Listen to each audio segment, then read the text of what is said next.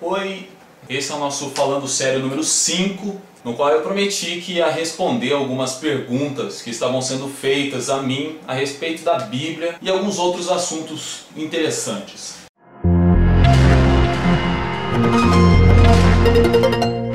Vamos começar lá do início da Bíblia. Eu tenho uma pergunta que chegou para mim, que é a seguinte: quanto tempo exatamente durou o dilúvio? Bem, não é um assunto muito polêmico, mas é uma dúvida. E vamos tentar responder da melhor forma possível. Tem gente que fala que o dilúvio durou 40 dias. 40 dias foi o período de chuva sobre a terra. Isso você pode ver lá em Gênesis, capítulo 7, versículos 4, 12 e 17. E houve chuva sobre a terra durante 40 dias e 40 noites. Mas o que eu vim dizer aqui é que, segundo estudos, o dilúvio durou 150 dias. Quando dizemos que o dilúvio durou 150 dias, estamos dizendo sobre o período em que as águas predominaram sobre a terra. Só depois de 5 meses que começou a chuva é que a arca parou sobre um monte conhecido como Ararat, que está lá em Gênesis capítulo 8, versículo 4. E só 11 meses depois as águas secaram sobre a face da terra. Está lá em Gênesis capítulo 7, versículo 11 e também no capítulo 8, versículo 13. Noé e sua família saíram da arca e pisaram assim em terra seca somente 1 ano e 10 dias depois que começou a chover. A palavra de Deus é verídica. A nossa segunda pergunta, interessante e um pouco polêmica, está em Romanos capítulo 8, versículo 3, que diz o seguinte: porquanto o que era impossível à lei, visto como estava enferma pela carne, Deus, enviando o seu Filho em semelhança da carne do pecado, pelo pecado condenou o pecado na carne. A pergunta foi a seguinte: Romanos 8,3 indica que Jesus era apenas semelhante aos homens? Jesus não era apenas semelhante aos homens, ele era homem. Jesus não veio somente em semelhança da carne humana, como se fossem aparições fluídicas. Ele veio num corpo realmente. Foi gerado no ventre de Maria, concebido pelo Espírito Santo. Acompanhe comigo o que está escrito em Lucas, capítulo 2, versículo 52. Cresceu em estatura e sabedoria, e em graça para com Deus e com os homens. Mateus capítulo 4, versículo 2, diz que ele sentia fome. Se você pegar sua Bíblia e abrir em João capítulo 4, versículo 6, vai mostrar que como homem Jesus sentia cansaço. E preste bem atenção nisso. Em Mateus capítulo 8, versículo 24, você vai ver que Jesus dormia. Ele teve um ministério que repercutiu no Império Romano e na história humana. Sofreu na mão dos judeus e romanos, padeceu até a morte de cruz e ressuscitou. Quando eu falo com você que sou cristão, automaticamente eu estou relacionando a minha vida ao ministério, morte e ressurreição de Jesus Cristo. Hoje existem várias seitas que refletem aí nas suas doutrinas alguns conceitos gnósticos do primeiro século. Alguns chegam a afirmar que o corpo de Jesus era apenas uma aparição fluídica ou apenas algo aparente. O apóstolo João chega a escrever contra essas seitas.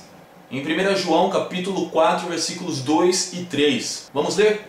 Nisto conheceis o Espírito de Deus. Todo espírito que confessa que Cristo veio em carne é de Deus. E todo espírito que não confessa que Cristo veio em carne não é de Deus. Mas este é o espírito do anticristo, do qual já ouvistes que há de vir, e eis que já está no mundo.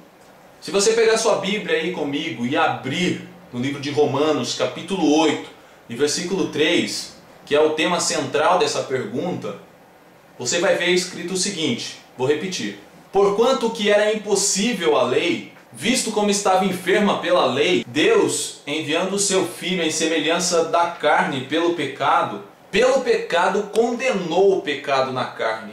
O que leva a gente a concluir que Jesus não tinha a forma humana até o momento da sua encarnação, ou seja, até o momento em que ele foi concebido no ventre de Maria. Depois disso, ele era um humano natural. E vai aqui uma última pergunta nesse primeiro vídeo de respostas a perguntas, por causa do tempo. A pergunta é referente aos símbolos das igrejas de João em Apocalipse. Por que o Apocalipse cita apenas 7 igrejas?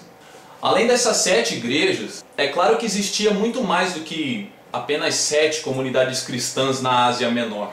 Além dessas 7, que estão no versículo 11 do primeiro capítulo de Apocalipse, sabemos que naquela mesma região, igrejas locais tinham sido fundadas na cidade de Colossos. Você pode ler aí Colossenses capítulo 1, versículo 2. Também tinha mais igrejas na cidade de Hierápolis, por exemplo. Você pode ler em Colossenses capítulo 4, versículo 13. Outro exemplo também, além das 7 igrejas da Ásia Menor, é a igreja da cidade de Troade, que você pode encontrar no livro de Atos, capítulo 20, versículo 5. Portanto, essas 7 igrejas registradas em Apocalipse representam assim a respectiva condição em que se encontravam. Embora houvesse 7 igrejas literais que precisavam de instruções naquela época, as quais estão contidas nesse livro, essas 7 cartas, as 7 igrejas, representam as condições em que se encontram várias igrejas em todas as épocas da história eclesiástica. Com certeza, uma cópia da carta de Apocalipse foi enviada a cada uma dessas igrejas que deveria receber. Embora o restante do livro, e mesmo os assuntos considerados em cada carta, tivessem alguma aplicação ou alerta relacionadas a outras cartas. Porque o Apocalipse foi criado com o fim de dar instruções reais, e é claro que para igrejas verdadeiras. Então são citadas apenas 7 igrejas no Apocalipse, mas como símbolo, em representação da condição de algumas igrejas daquela época e de qualquer outra época da igreja no mundo em que nós vivemos. Eu agradeço aí a quem tem enviado dúvidas e teremos mais vídeos de respostas a respeito desses assuntos bíblicos tão interessantes. Às vezes dúvidas pequenas que parecem insignificantes, mas que com certeza vamos tentar achar aí um esclarecimento legal para tudo isso. Muito obrigado a você. No nosso próximo vídeo vamos tentar falar um pouquinho sobre como a Bíblia prova a existência de Deus, conforme eu prometi no vídeo anterior. Desde já o meu muito obrigado. Tchau, tchau. Ah, e tem uma novidade assim que eu acho que você pode gostar. Acesse www.redentorfm.tk.